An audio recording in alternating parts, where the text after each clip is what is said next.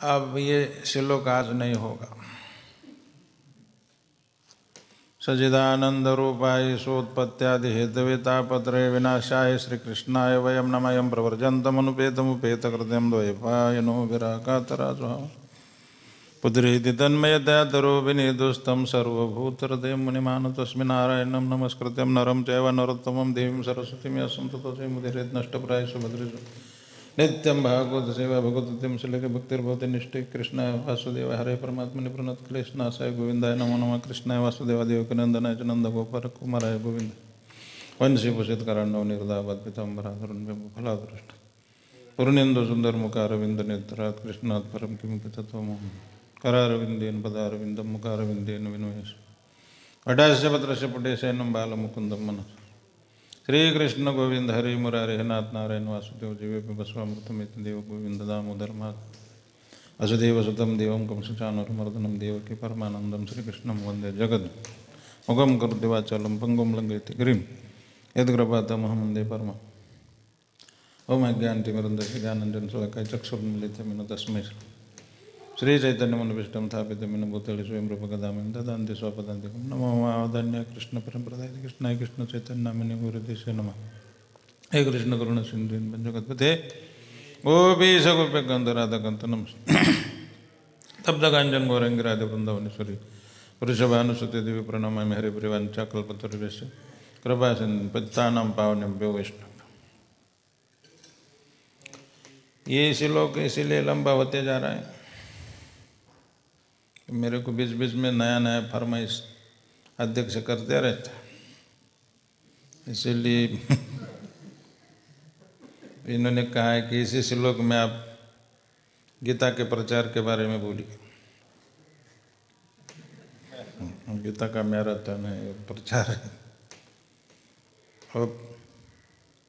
वो मास आएगा अभी, मासानाम मार्गशीर्षोहम। भगवत गीता 10वें अध्याय में कहा है कि सभी मासों में मैं मार्गशीर्ष मास हूँ, और उसी मास में जो एकादशी होती है, मोक्षदा एकादशी, गीता जयंती होती है। भगवान ने गीता जो कुरुक्षेत्र में बताई, ततः सोतहैर्विक्ते महति सेनंदन स्थितो माधव पांडवश्चैव दिव्य शंख प्रदम्नुत। कौन गा रहे? परमानंद में रहता हूँ। ऐसा हमको गाते रहना चाहिए, गुनगुनाते रहो, मुस्कुराते रहो।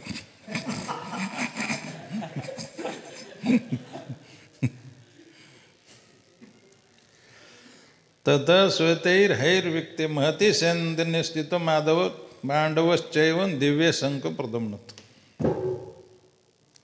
महति सेंदन, महान महान रथ, महान रथ में बैठकर गीता सुनाई। महान रथ, वहाँ तो बहुत रथ थे, लेकिन उनको महान नहीं कहा है, प्रभु महान। और ये गीता सैनिक को बताइए, सैनिक जो गीता सुनेगा वो सैनिक हो जाएगा, सोल्जर। सोल्जर सोल्जर मिट्टी बातें बोल। सोल्जर सैनिक को बोलते हैं ना, अरे मिकाई चल। हमको सैनिक बनने का। सैनिक वो होता है, मैं कल ही बताया उसके गुण क्या होते हैं, पीछे नहीं हटने का, टारगेट को पूरा करने का, टारगेट लेने का। अध्यक्ष आपको टारगेट देंगे, पूरा करने के लिए भले प्राण चलेंगे, हमारी कुर्बानी हो जाए, बलिदान हो जाए, चाहे कुछ भी, मर मिटने के लिए तैयार हो जाओ कृष्ण के लिए, देश के लिए, सारी दुनिया मरने के लिए, कभी कभी पति पत्नी के लिए मरने के तैयार हो जाते, आत्महत्या कर देते, आत्मदहन। कुछ लड़कियां अपनी प्रेयसी के लिए आत्मदहन करते, सही बात है ना। बदलून गेले ये सर, प्रीतीच सुटले वार। झनानल काळजामधी हातामध्ये हात आलजी सैराट झालं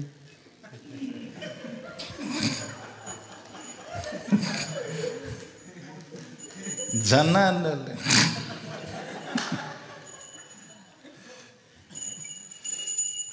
साथी रे तेरे बिना भी क्या जी बातों को तेरी हम भुला ना सके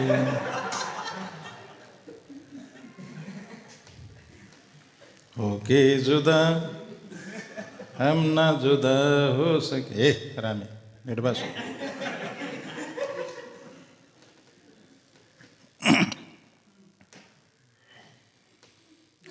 मरने के लिए तैयार हो जाते। हमने देखा है बचपन से जिन माता पिताओं ने लाड़ प्यार से उनको संभाला 25 साल तक उनको तो भूल जाते हैं, लेकिन 15 दिन में जिसका परिचय हुआ उस लड़की के लिए मरने के लिए तैयार। क्या देख तेरे संसार के हालत क्या हो गए, इसीलिए तो अच्छा कृष्ण के लिए मर जाओ। कृष्ण का प्रिय बनने के लिए मर जाओ।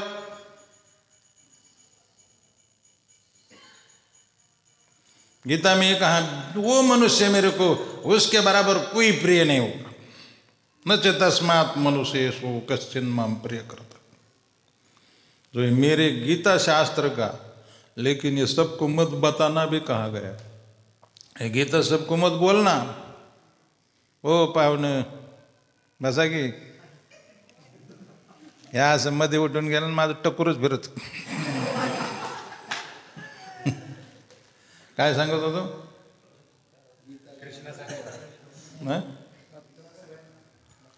हाँ इदम ते ना तपस्काय ना भक्ताय कदाचित न च सुरसु सविवाच्यम न च माम यो विस्विति। इदम ते ना तपस्काय, ना तपस्काय प्रभु तपस्काय, जो तपस्या नहीं करता है प्रवचन में सोता है उसको गीता मत बताना। इदम ते ना तपस्काय ना भक्ताय, और जो भक्त नहीं उनको मत बताना।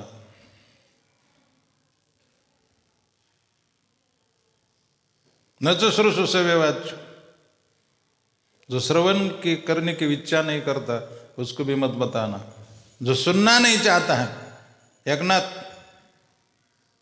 अरे तेरे को अपना पहले का भी भान है, पहले नाम का भी भान है तुमको? एकनाथ बोलते तुम ऊपर देखने लगे।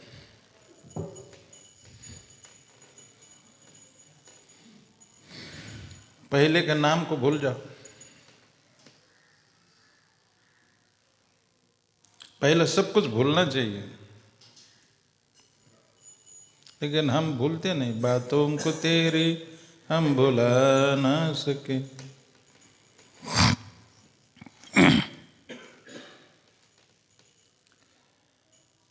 इदम ते ना तपस्काय ना भक्ताय कदा न च श्रुषु सविवाच्यम न च माम यो विश्वेति। जो श्रवण नहीं करना चाहता है उसको भी मत बताना। लेकिन ये बात इस आज्ञा का, इस भगवान के आज्ञा का प्रभुपाद ने पालन नहीं किया। अश्रद्धालु को उपदेश देना अपराध बताया गया। अश्रद्धालु को क्या 9वां अपराध क्या है? हाँ, अश्रद्धालु व्यक्ति को, श्रद्धालु को नहीं, अश्रद्धालु व्यक्ति को। लेकिन विदेश में तो कोई श्रद्धालु नहीं था, पी के पड़े रहते थे। हमेशा नशा में रहने वाले, मांसाहार करने वाले, अब हम लोगों को किसी का भी उदाहरण सामने रखने की जरूरत नहीं है। केवल प्रभुपाद का भी उदाहरण सामने रखेंगे तो भी हम बहुत प्रचार कर सकते हैं। क्योंकि प्रचार का ऐसे समय में प्रचार किया है कि उम्र उनकी प्रचार करने की नहीं थी।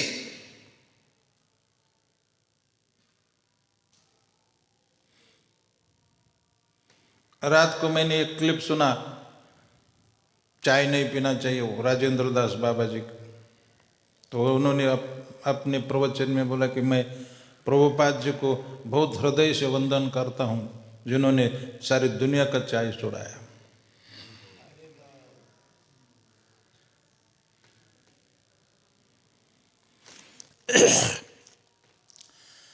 देखिए, प्रभुपाद का ही उदाहरण सामने रखी, दुनिया के उदाहरण क्या सामने रखना है। प्रभुपाद केवल प्रचार ही नहीं करते थे, इनके पास कोई पैसा नहीं था। जब झांसी से दिल्ली चले गए तो कोई पैसा, 1 रुपया भी नहीं था प्रभुपाद जी के पास। और फिर भी लिखान करते थे, और भगवत दर्शन मासिक पत्रिका, बैक टू गॉड हेड, जाओ देवाच्या गावा, उसका लिखान करने का, उसको छपाई करने की, और उसको फिर वितरित करने का, और उसके प्रूफ चेक करने का।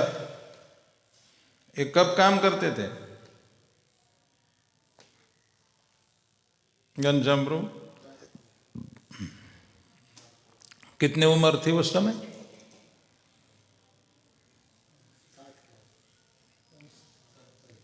नहीं, 59, उसके भी पहले थोड़ा, 68 के लगभग। ऐसी उम्र में दिल्ली में बहुत गर्मी पड़ती थी। हम तो जवान है, मैं जवान नहीं हूं, लेकिन बोलने में क्या है, मेरा खून खोलने लगता है, क्योंकि हमने काम किया है, पहले प्रचार किया है 6-7 साल। पुणे में 1 साल प्रचार किया, 1-1.5 साल, तो डोर टू डोर जाते थे, कभी डेक्कन में, कभी कोर्ट में भी जाते थे। पुणे का बहुत बड़ा कोर्ट है, उसमें भी जाके वकीलों को गीता देते थे। कहीं भी जाते थे, किसी ऑफिस में जाते तो मेन ऑफिसर को ही पकड़ लेते थे। वो मेरे साथ हनुमान दास जी था, वो पूरा कथा सुना लेता था उनको, और वो कन्वर्ट हो जाता था तो सब लोग गीता ले लेते थे। पर बहुत प्रचार। और सबसे कहानी, एक और महत्व की कहानी मैं बता रहा हूँ, शास्त्र नाम प्रभु। मैराथन के समय 2-2, 3-3 स्टॉल लगाते थे, 3 स्टॉल। और हम कभी कभी बुक स्टॉल पर रहते थे, गाड़ी दूसरे जगह जाती थी, और हमारा खाना पीना वो गाड़ी में बनता था, और गाड़ी दूसरे सिटी में जाती थी। कभी कभी इचलकरंजी में हम स्टॉल पर बैठते थे, गाड़ी सांगली में लग जाती थी, हमको वहां छोड़ के चले जाते थे वो लोग। उधर भी प्रचार किया। उस समय सांगली में हमारा कोई परिचय नहीं था, इचलकरंजी में भी हमको कोई नहीं पूछता था, कराड़ में भी सभी जगह प्रचार किया।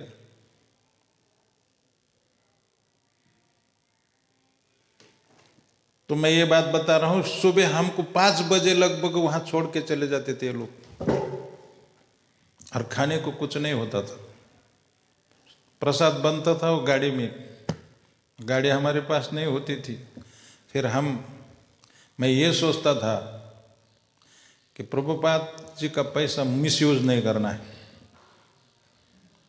इसीलिए केला भी नहीं लेता था, केला थोड़ा महंगा है। बेर लेते थे, बड़े बड़े बेर होते ना, अभी तो एप्पल जैसे बेर मिलते, उस समय उतना नहीं, लेकिन बड़ा बेर था। वो खाते खाते मेरा पेट खराब हो गया, तबीयत उस समय खराब हो गई, तब से मेरी सब तबीयत कभी नहीं सुधरी। नहीं, किसी चीज का अतिरिक्त करने से भी ऐसा होता है। हमेशा बेर ही खाते थे, दिन भर बेर ही खाते थे, भूख लगती बेर मंगाते थे, और फल नहीं, बढ़िया फल नहीं लेते थे। अभी तो मैं आइसक्रीम खाता हूँ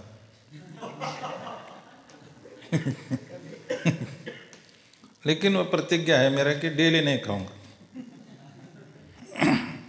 कभी कभी।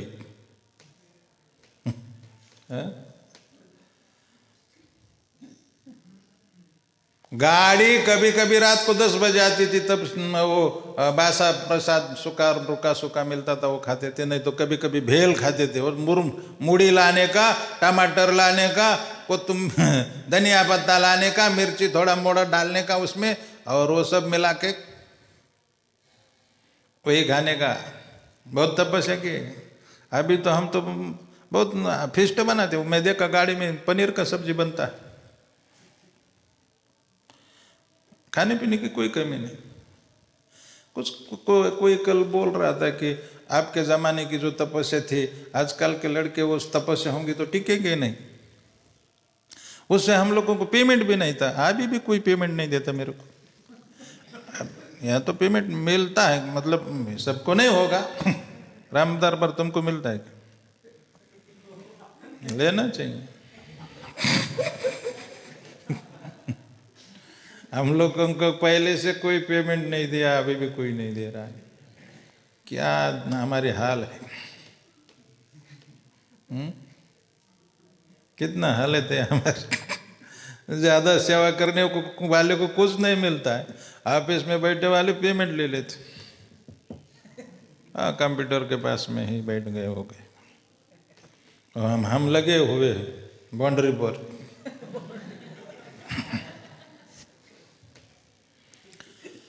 मेहनत करो भगवान के लिए, भले शरीर छूट जाए हमारा। विद्ये जे आपलम, सैनिक को गीता बताए। मैं बोला कि प्रभु पाजी प्रूफ चेक करना और उसको राइटिंग लिखना और उसको फिर छपाई करना, और कभी कभी उसको पैसे नहीं होते थे। बाद में भगवत दर्शन कभी कभी फ्री में भी वितरित करते थे। जो कुछ पैसा आता था उसको चुकाते थे। और जाते आते समय बहुत गर्मी थी, और एक बार गाय ने धक्का मारा, प्रभुपाद गिर पड़े, उनको उठाने के लिए भी कोई नहीं था। ऐसा प्रचार हम करेंगे? नानी याद आएंगे हमको? बुढ़ापे में 70 साल की उम्र में इतना प्रचार हम कर पाएंगे?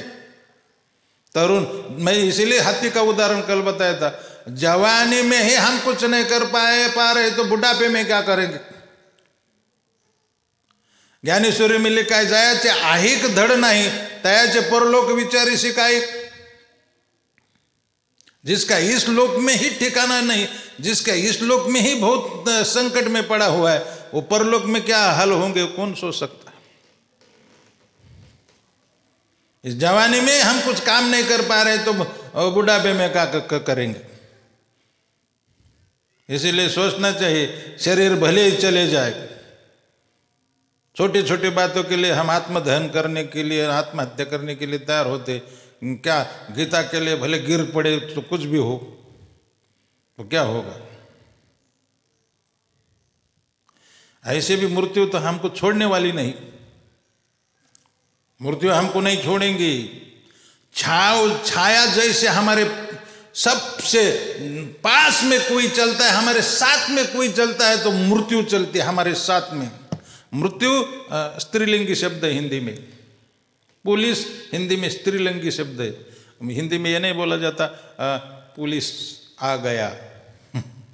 पुलिस आ गई बोलना पड़ता है, समझे? पुलिस आ गई, वो पुरुष भी होगा तो भी आ गई बोलना पड़ता है, क्योंकि वो स्त्रीलिंगी शब्द है उस भाषा में। मृत्यु स्त्रीलिंगी और स्त्री है मृत्यु।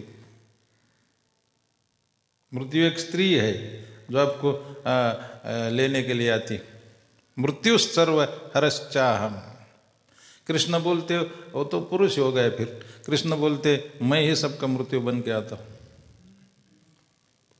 एक रूप, कोई नास्तिक हो चाहे आस्तिक हो, एक रूप को उनके स्वीकार करना पड़ेगा। ये बहुत गौर से सुनिए। एक रूप को बहुत सुनना, एक रूप को स्वीकार करना ही है आपको, नास्तिक हो चाहे नास्तिक हो। एक है वो सुंदर रूप। सुंदर ते ध्यान उभे देवरी, सुंदर ते ध्यान उभे देवरी, करकडेवरी ढेवणी तुलसी हर गण कासे पीतांबर। एक रूप है उसको स्वीकार करना पड़ेगा। अगर नहीं स्वीकार करेंगे तो दूसरा तो स्वीकार करना ही पड़ेगा। मृत्यु सर्वहरश्च कालस्मि लोकोक्षय प्रवृत्त, मैं काल हूं लोक का विनाश करने के लिए, उसको तो स्वीकार करना ही। कृष्ण अगर हम ठीक से प्रचार नहीं करेंगे तो मृत्यु बनकर आएंगे, और ठीक से प्रचार करेंगे, ठीक से भजन करेंगे तो फिर सुंदर रूप में आपके सामने आएंगे बांसुरी बजाते हुए। बड़ा स्वागत होगा आपका, आपको विमान आएगा, हवाई जहाज वैकुंठ से। हवाई जहाज में बैठना चाहते?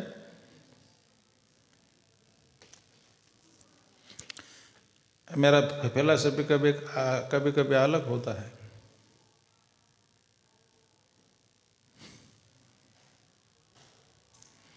घनश्याम प्रभु वैकुंठ कितना दूर है?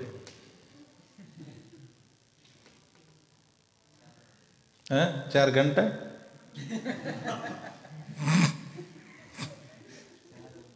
हाँ 4 बजे।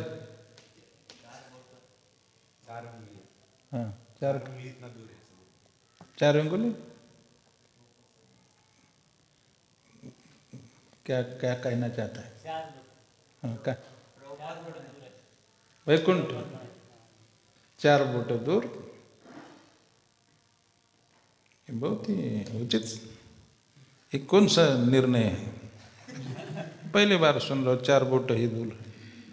4 फुट में 4 अंगुली दूर। उतना दूर है क्या? उससे ज़्यादा दूर है। और हम हो जो नक्काशा देखते हो ब्रह्मांड का, तपोलोक, महरलोक, कैलाश, विरजा नदी, कारण समुद्र,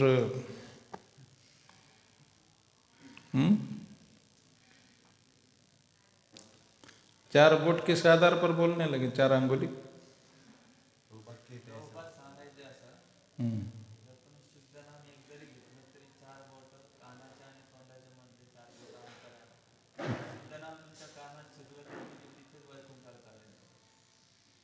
ठीक है। अच्छा, कान का अंतर बताए, वैकुंठ का नहीं। वैकुंठ उससे ज्यादा नजदीक है। ऐसा हम कह सकते हैं, हम वैकुंठ में ही रहते हैं।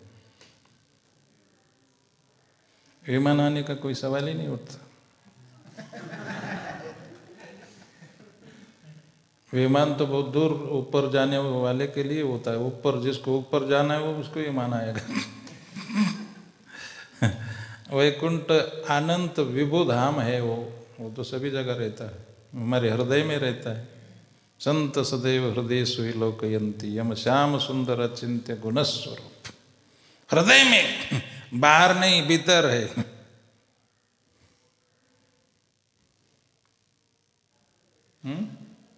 धाम तो अनंत विभु जो होता है। जैसे आकाश, आकाश कहाँ है? आकाश कितना अंतर है हमारा और आकाश का? कितना कितना अंगुली अंतर है?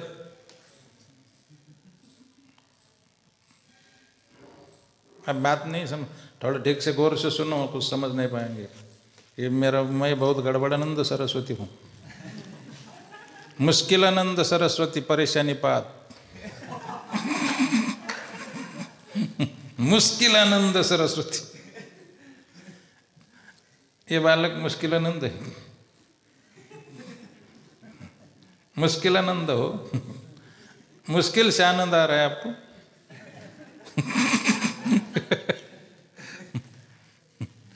मुश्किल बहुत कठिन हो रहा है। मैं क्या बता रहा हूँ? आपको एक उपनिषद की बात है, मैं बता रहा हूँ। उसमें कहा गया है कि एक भौतिक आकाश, प्रभु एक भौतिक आकाश होता है, एक चित आकाश होता है और एक चिद आकाश होता है।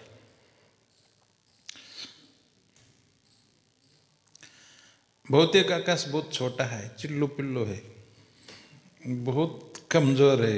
ये सब दिखता है ना, ये सब जितने भी ग्रह है, तारे हैं, सब ब्रह्मांड भौतिक आकाश में है।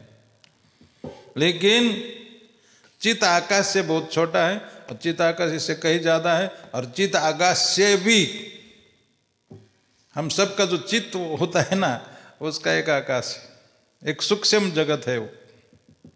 चित्त सूक्ष्म होता है ना, और उससे भी ऊपर, उससे भी सबसे बड़ा, मतलब सब आकाश उसी में होता है, उसको कहते हैं चिद आकाश। और चिद आकाश वो तो शाश्वत दिव्य है, वो तो सभी जगह होता है। सब आकाश में, सब आकाश भी उसी में होते हैं। इसीलिए ये जो वृंदावन है ना, हमारा वृंदावन, वो गोलक में ही है, वो गोलक ही है। समझ में आ रहा है?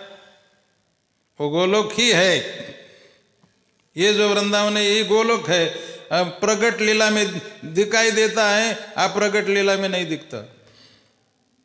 इतना ही अंतर है। समझ गए भाई और बहनों? बहुत दूर नहीं जाना पड़ेगा, सब यहीं प्रकट हो जाएगा। लेकिन वो एक पर्दा बीच में है, एक पर्दा है ना, एक पर्दा बीच में है प्रभु जी। पर्दे में रहने दो, पर्दा ना उठाओ।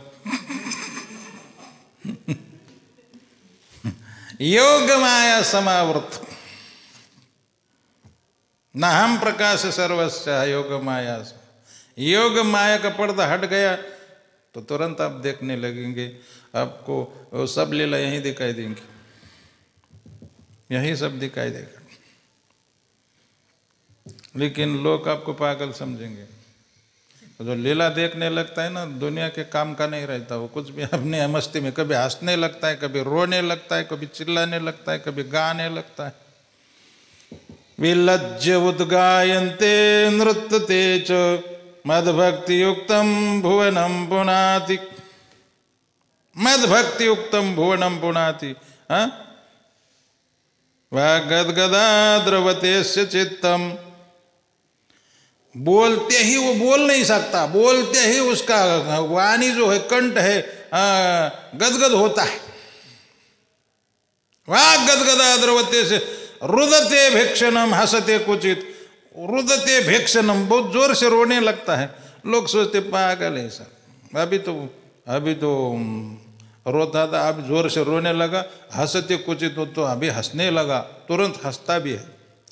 वो इतना आनंद में होता है ना। आनंदाचे डोही, आनंदाचे डोही आनंद तरंग। बहुत गौर से सुनने लगे। आप उस धाम में पहुंच गए क्या? वर्णन सुनने में बहुत अच्छा लगता है ना। बहुत सुंदर है वो धाम। वहां लाइट जाने का सवाल नहीं, जाने का सवाल नहीं। सूर्य की आवश्यकता नहीं, चंद्रमा की आवश्यकता नहीं, अग्नि की रोशनी की आवश्यकता नहीं। न तद्भासयते सूर्य न शशांको न पावकः यद् गत्वा न निवर्तन्ते।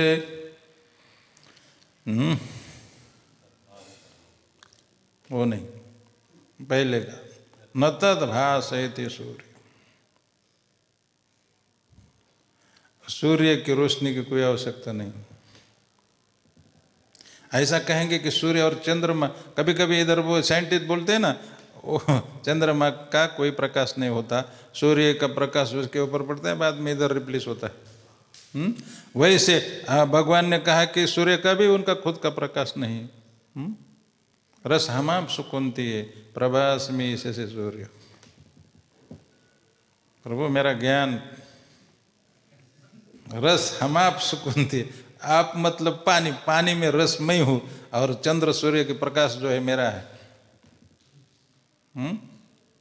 चंद्र सूर्य अपने से प्रकाशित नहीं होते, कृष्ण के प्रकाश से वो प्रकाशित होते। लेकिन ये प्रकाश से भी वो प्रकाश बहुत प्रखर होता है। सूर्य को तो हम देख सकते हैं, क्योंकि गोलोक को प्रकाश को हम देख ही नहीं सकते। लेकिन ये प्रकाश थोड़ा उसके सामने बहुत कम होने के बाद भी इसमें खड़ा नहीं हो सकते हम, लेकिन वो बहुत शांत शीतल होता है। न तद् भासयति सूर्य न शशांक न शशि। शशि का मतलब है चंद्र, चंद्रमा की रोशनी, सूर्य की रोशनी की कोई न पावक, अग्नि और लाइट की बिजली की कोई आवश्यकता नहीं। हर चीज प्रकाशित रहती, हर चीज प्रकाशित रहती। हर मनुष्य का शरीर भी प्रकाशित रहता है, जो भी वहां जाता है उसका शरीर प्रकाशित होता है, हमारे शरीर की छांव पड़ती है। मैं अभी बोल रहा था मृत्यु हमारे साथ में रहती है। इथं काय तमाशा खेळवायला इथं पोरं।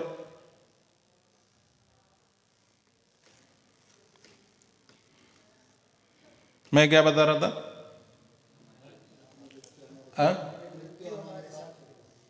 मृत्यु जैसे छाया, लेकिन कभी कभी जीवन में अंधेरा आता है ना, गौर से सुनो, जीवन में अंधेरा आता है ना तो हमारी छाया भी गायब हो जाती है।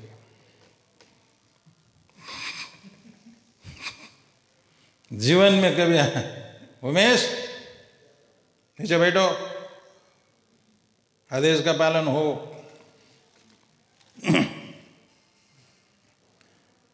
जीवन में अंधेरा छा जाता है तो हमारी छाया भी गायब हो जाती, वो भी हमारा साथ छोड़ देती है। इतना मजबूर हो जाओगे तुम, इतना मासूर हो जाओगे तुम, ये जो मखमल का चोला है तेरा, ये जो मखमल का चोला है तेरा, एक अपन में बदलना पड़ेगा। जिंदगी एक किराए का घर है, एक न एक दिन बदलना पड़ेगा। मौत जब तुझको आवाज देंगी, घर से बाहर निकलना पड़ेगा। कभी भी हमारी मृत्यु हो सकती है, कोरोना से नहीं होगी। अब कुछ लोग सोचते हैं कि हमारे यहाँ एक आदमी था, और एक बार मेरे को बोला, क्या ये मुख्यमंत्री देवेंद्र, क्या उद्धव ठाकरे और ये मोदी, ये लोग बोलते हैं कि कोरोना आएगा, कोरोना आएगा। कब आएगा? कब तक राह देखूंगा मैं?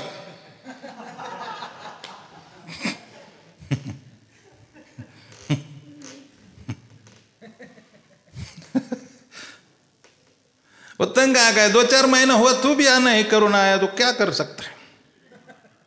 मैं बोला दूसरा उपाय सोचो। रोगों की कमी है क्या इस दुनिया में?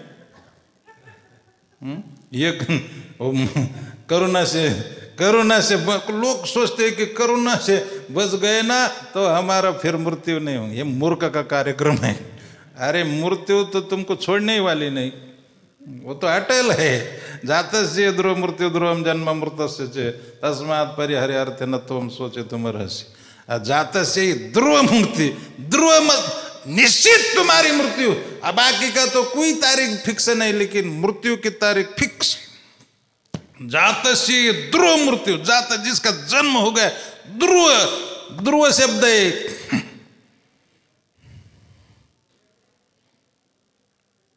प्रभु जी मेरी तरफ गौर से देख रहे, सोच रहे कि भगवत गीता का प्रचार के लिए इसको बैठाया था, लेकिन वो बोल नहीं रहा है।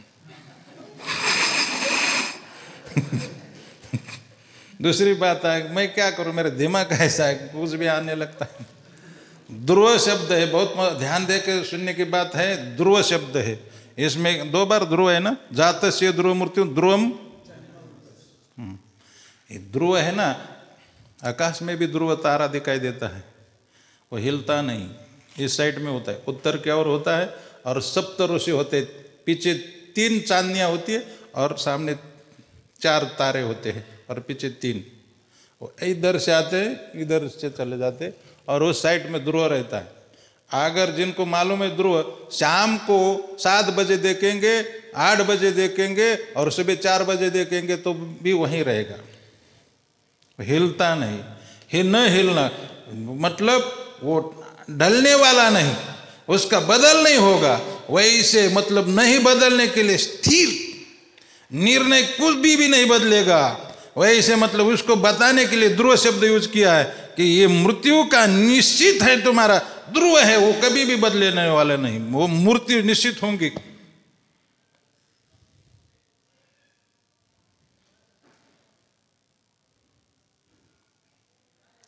आपको और एक ज्ञान देता हूं मैं, आप सुनना चाहेंगे तो। राम, मृत्यु किसकी होती है? तुम तो मेरे अंतरंग पार्षद हो, बताओ मृत्यु किसकी होती है? जो मन में आए बताओ, उसमें क्या है, डरने क्या है?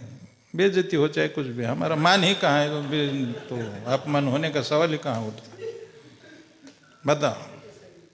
हाँ, उन्होंने कहा कि मृत्यु शरीर की होती है, लेकिन ध्यान देना, मृत्यु उसकी होती है जो जीवित रहे, शरीर कभी जीवित नहीं रहता। वो ट्रायली की तरह है, जब ट्रैक्टर उसको जोड़ देते हैं ना तब वो चलते, ट्रैक्टर को हटा दिया जाए तो ट्रायली बड़ी रहती। वैसे शरीर मिट्टी है, उसमें जान नहीं है, वो मर नहीं सकता।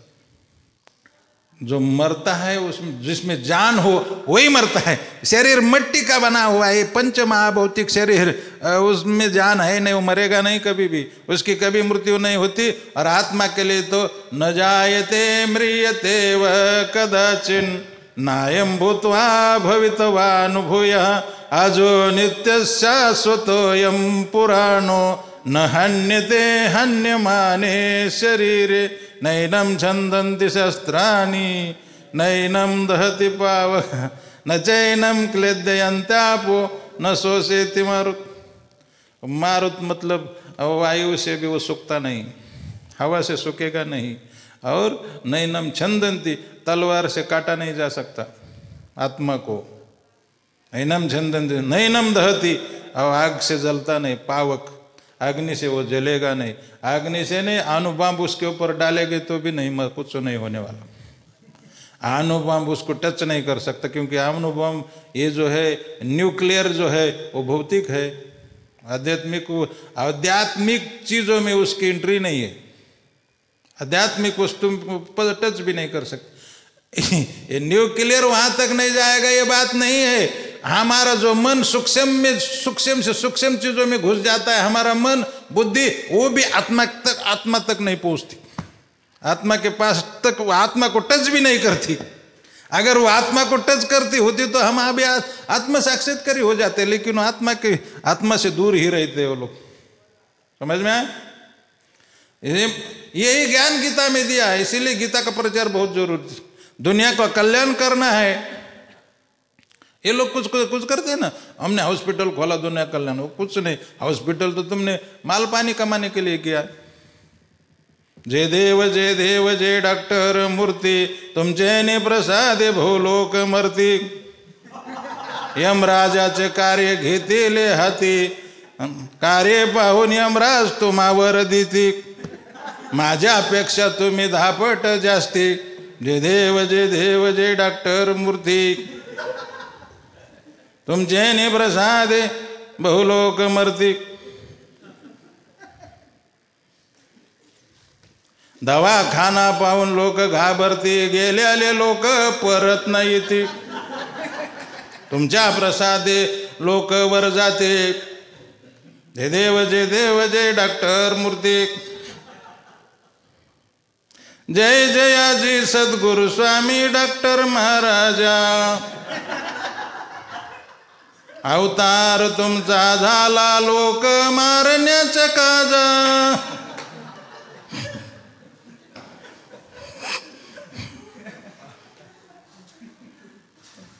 लेकिन जिन डॉक्टरों ने बहुत प्रामाणिकता से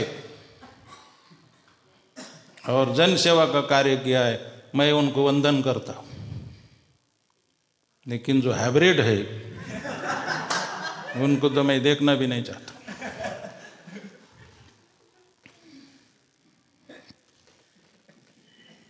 जिन्होंने प्रामाणिक सेवा है उनका तो हम सत्कार भी कर सकते हैं, लेकिन चीटिंग किया है, गरीब लोगों को ठगाया है, उनका कभी कल्याण नहीं होगा। पैसा कमा के भी क्या करोगे? 40 साल तक भी जियोगे नहीं, और पैसा क्या करोगे? इसीलिए मैं बता रहा हूँ कि प्रभुपाद जी ने, इन लोगों को ज्ञान नहीं, इसीलिए सब ये करते हैं। अगर सबको, सबके पास गीता हो जाए, मैं तो प्रभु जी को रात को बोला था, और इनको भी धर्मराज प्रभु को भी बोला, देखिए तुला दान करने से कोई ज़्यादा लाभ नहीं होने वाला। वो गीता तो हर गरीब आदमी के, चाहे हर इंसान के पास एक एक गीता पहुंचनी चाहिए, वो महत्व की बात है।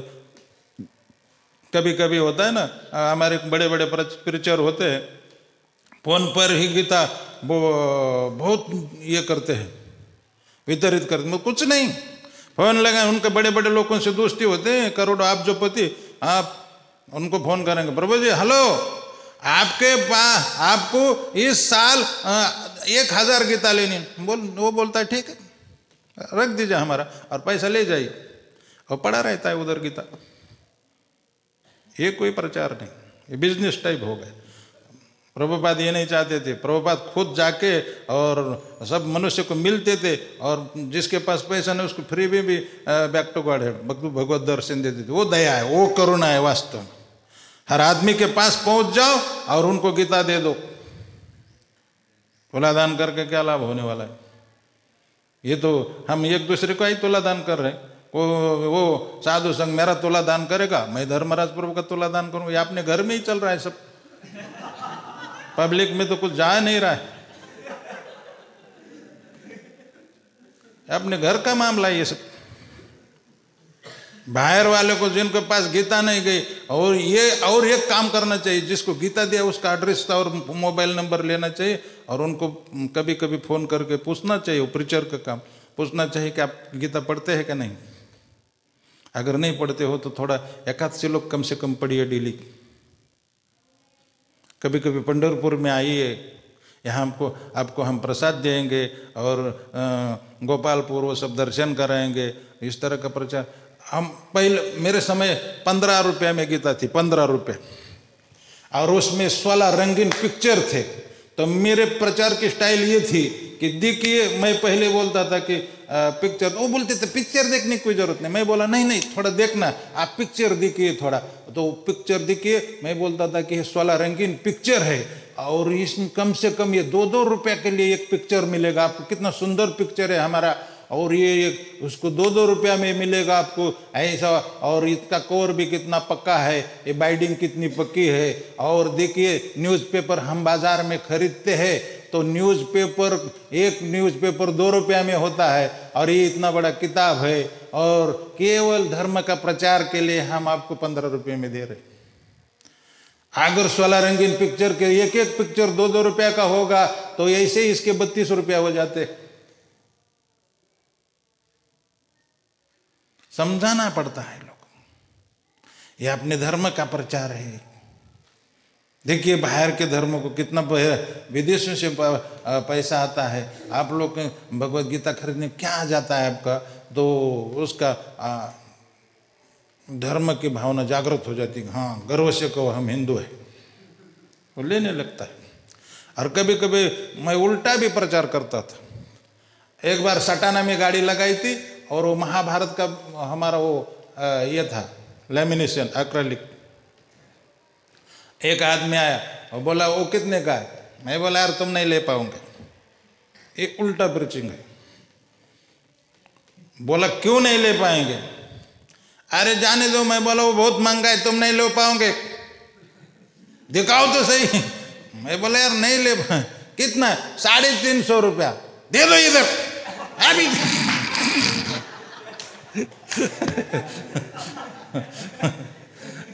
मैं उसको लेने के लिए ही बोल रहा था, लेकिन इनडायरेक्ट मना करते हुए उसको खरीदवाना चाहता था। अलग अलग टेक्निक अपनाओ, और टारगेट निगेटिव विचार छोड़ दो। मेरे भाई और बहनों, निगेटिव विचार छोड़ना, हमेशा पॉजिटिव बने रहो। करोना पॉजिटिव नहीं, पॉजिटिव सकारात्मक विचार की, सोच की शक्ति जिसके दिमाग में आता है ना कि मैं उन प्रभु जी ने तो हमको 500 गीता बोले हैं और ये वो, मैं तो 100 भी नहीं कर पाऊंगा। ऐसा सोचने वाला ना तो 10 भी गीता नहीं कर पाएगा। लेकिन जो सोचेगा ये संभव है। देखिए, एक सोलापुर की घटना मैं आपको बता रहा हूँ। हम भी सोलापुर में गाड़ी लगाते थे। सोलापुर में ट्रैवलिंग बस पार्टी की बस हम वहाँ लगाते थे और हम कैसेट ही ज़्यादा बेचते थे। कैसेट का बहुत पैसा होता था। हमारा स्कोर कैसेट का 5-5 लाख रुपया का होता था, लेकिन गीता का स्कोर कुछ नहीं था। किसी सिटी में 2-4 गीता जाता था, अगरबत्ती और इसका ही दूसरा फोटो का इसका ही स्कोर बढ़ जाता था। सोलापुर में 8-10 गीता से ज़्यादा नहीं जाती थी। लेकिन एक बार महाराज वहाँ थे और उस समय में ट्रैवलिंग बस पार्टी में नहीं था, और वो महाराष्ट्र स्टोर आता था ना, महाराष्ट्र स्टोर, तो वही स्टोर का प्रोग्राम सोलापुर में था। और महाराज बोले देखो मैराथन का समय और इस बार 500 गीता का टारगेट रखो। कितना? 500 गीता का टारगेट रखो। अब जिसने उस सोलापुर में 8 गीता भी नहीं बेची, बड़ी गाड़ी होते हुए भी उसका तो प्रभाव होता है।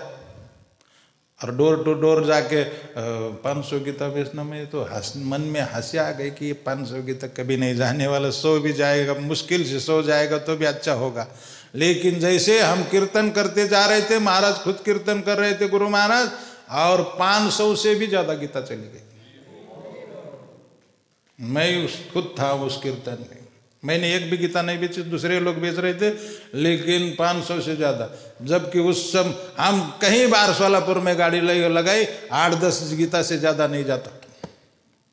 विदेशों में भी कोई हमारा किताब ज्यादा नहीं खरीदता था। लेकिन कैलिफोर्निया कहीं रथ यात्रा हुई और प्रभुपाद जी के पास वो कृष्णा बुक आए, 10-15 गीत बुक होंगे, ज्यादा नहीं था। और प्रभुपाद जी बोले जिनको खरीदना है मैं सिग्नेचर करके दे दूंगा। वो 5 मिनट में ही सब किताब चली गई। एक बार मैंने सोचा कि गोपाल कृष्ण महाराज बोले कि भाई ऐसा करो, और बहुत प्रचार करने की बात कर रहे थे मुंबई में। मैं बोला ये मन में आता है ना, जो मैं तो सही बोलने वाला हूँ, मन में हमारे दुर्भावना आ गई कि तो इधर बैठे बैठे बोल रहे, किताब बेचने वालों को पता लगता है कि कितना तकलीफ है, कोई लेता नहीं, कुछ नहीं। और एक दिन गोपाल कृष्ण महाराज बोले मैं खुद आऊँगा वहाँ पर आपको मिलने के लिए। और वो गाड़ी में आए। हम तो मुश्किल से कुछ 10-15 भी गीता नहीं बेचे। जब वो गाड़ी में आए तो लगभग 700-800 गीता चली गई। बड़े उनका अंदाज हम बड़े लोगों का नहीं लगा सकते।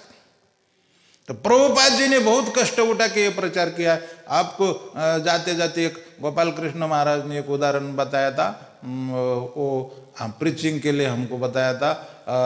प्रीचिंग का प्रवचन में, भाषण में वो बताया था कि देखिए विदेश में कहीं, पता नहीं वो कौन सी कंट्री है, तो किसी ने गीता खरीद लिया और वो गीता पता नहीं किस कारण से अभी हो पानी में फेंक दी, समुद्र में फेंक दी। और मछुआर जो मछली पकड़ने वाला होता है वो गया, और वो क्या होता है उसको, वो गड़ होता है ना, उसको क्या बोलते हैं?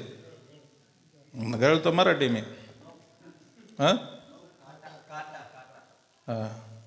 वो कांटा होता है लोहे का। मछली के लिए उसमें कुछ लगा के, मांस या कुछ लगा के पानी में डाल देते, तो उसमें वो गीता आ गई ऊपर। तो वो भारी लगने लगा, उसको लगा कि बहुत बड़ी मछली होगी। गोपाल कृष्ण महाराज ने कथा बताई, ये मछली बहुत बड़ी होगी, इसलिए वो बहुत खुश हो गया। लेकिन देखा कि तो किताब है, बड़ा निराश हो गया। लेकिन सोचा कि थोड़ा पढ़ लेते हैं, और वो पानी का गीता पढ़ के वो शुद्ध भक्त बन गए। गोपाल कृष्ण महाराज का कहने का तात्पर्य यह था कि भाई ये किताब कहीं भी कैसे भी जाए और कहीं पड़ी रहे, जिसके हाथ में आएंगे वो भक्त बनने का बहुत चांस होता है। इसीलिए उसको हर आदमी के हाथ में चला जाना चाहिए। और यहाँ देहातों में भी हर जगह, जैसे पृथ्वी त्याचे जिते नगराति ग्राम सर्वत्र प्रचार हो मोरा नाम। तो बहुत जितना प्रचार करोगे, भगवान बोलते हैं कि उसके बराबर जो मेरे गीता का ये जो अर्जुन को उपदेश दिया है उसका जो प्रचार करेगा, उसके बराबर न पहले कोई मुझे प्रिय हुआ है न भविष्य में होगा। नचे तस्मात् मनुष्येषु कश्चिन माम प्रिय कृदात्मा। हरे कृष्ण। प्रवचन खत्म हुआ है। कोई प्रश्न हो तो पूछ लीजिए।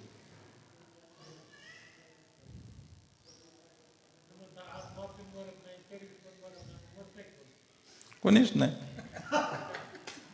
का मरा वाटतं का? तुम्ही बळ म्हणलं नाही तुमचं आत्मा, म्हणजे तुम्ही मरू शकणार नाही, म्हणजे आत्मा आहेत ना तुम्ही, का शरीर आहे? आत्मा मरणार कसं?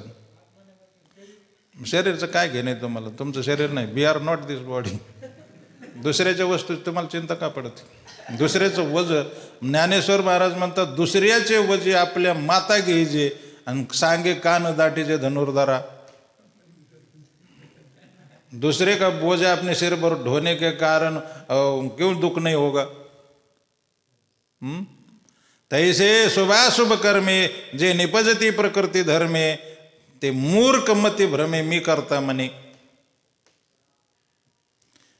शुभ और अशुभ कर्म जो होते हैं वो प्रकृति और प्रकृति के गुण के स्वभाव से होते रहते हैं, लेकिन मूर्ख लोग सोचते कि मैं ही करता हूँ, और इसीलिए उसको भोगना भी पड़ता है। इसलिए शरीर का जिम्मेदारी मत लेना, अपने शरीर की भी। ये शरीर तुम्हारा नहीं, ये काया नहीं तेरी, नहीं तेरी, ये शरीर आपका नहीं है, वो तो आपको दिया गया है। इसकी चिंता मत करो, केवल कृष्ण का चिंतन करो। कळलं का? पाहुणं कळलं का? उत्तर मिळालं का? दुसऱ्याचं वज भोखंडी घेऊ नका। हे जे सगळं कार्य आहे हे रजगुण तमगुण सत्वगुणाचं काम आहे। हे पाप पुण्य जे घडतात ते रजगुण तमगुण। शुभाशुभ कर्मे जे निपजती म्हणजे ज्याच्यापासून उत्पन्न होतात ते प्रकृती धर्म आहे। प्रकृती आणि प्रकृतीच्या गुणापासून प्रकृती क्रियामानाने गुणे कर्माने सर्वश अहंकार ही मूळात्मा। अहंकाराने मूढ झालेला मूर्ख जीव समजतो मी करतो, तो करीतच नाही, परंतु त्याला तसं वाटतं आणि म्हणून त्याला भोगावं लागतं। लक्षात आलं का? और कोई प्रश्न? एकेश्वर कोई प्रश्न है? ग्रंथराज श्रीमद् भागवतम की, शील प्रभुपाद की, गौर प्रेमानंद।